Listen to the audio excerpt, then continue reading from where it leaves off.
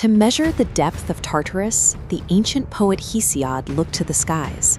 If a solid bronze anvil fell from heaven, it would take 9 straight days and nights to reach the earth. From there, the anvil would plummet for another 9 days and nights before finally hitting the floor of the abyss.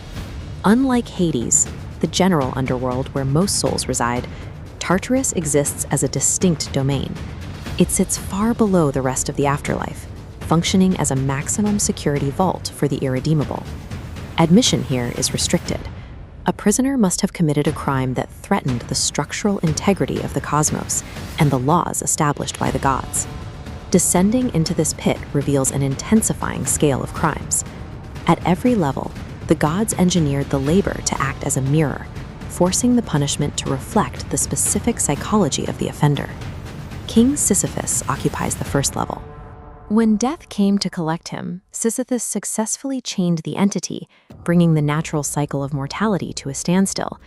Sisyphus is now condemned to push a massive boulder up a steep incline.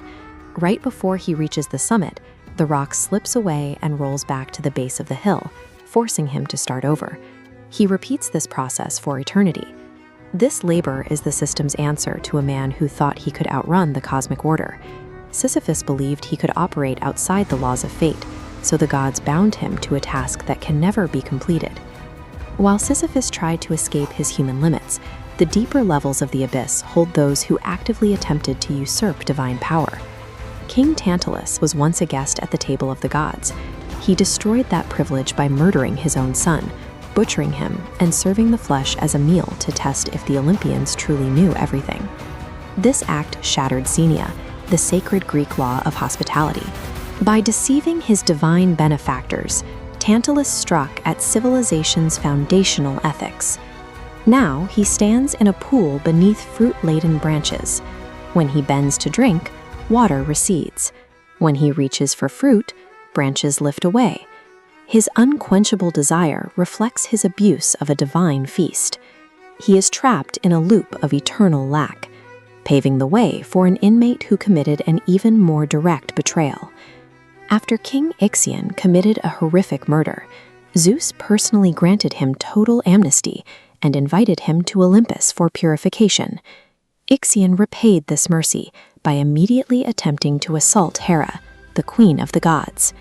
For this strike against his benefactor, Ixion is bound to a wheel of fire that turns ceaselessly through the darkness.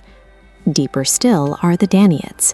These 49 princesses obeyed their father's command to murder their husbands on their wedding night. Their task is to wash away their sins by filling a bathtub. However, the gods provided only sieves and leaky jugs to carry the water. This impossible purification mirrors their violent subversion of marital vows. They spend eternity attempting to cleanse a bloodstain that the system will not allow to fade. Human crimes are the focus of these upper levels, but the absolute bottom of Tartarus is reserved for threats that terrify the gods themselves. At the floor of the pit lies a vault containing Cronus and the Titans, imprisoned after their defeat in the Great War for the universe. This level is guarded by the Hecatonchires, 100-handed monsters, who ensure the vault remains sealed. Tartarus was not originally designed for human souls. It was built as a structural necessity to contain world-ending primordial entities. Without this prison holding the Titans in check, the entire cosmos would collapse back into violent, formless chaos. This physical architecture of the pit served as a moral blueprint for Greek civilization.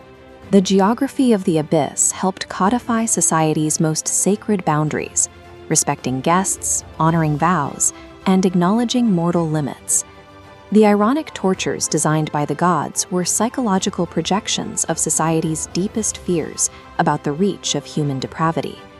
Tartarus reflects the darkest capabilities of human nature back at the viewer. The inescapable truth of the abyss is that it sits within ourselves.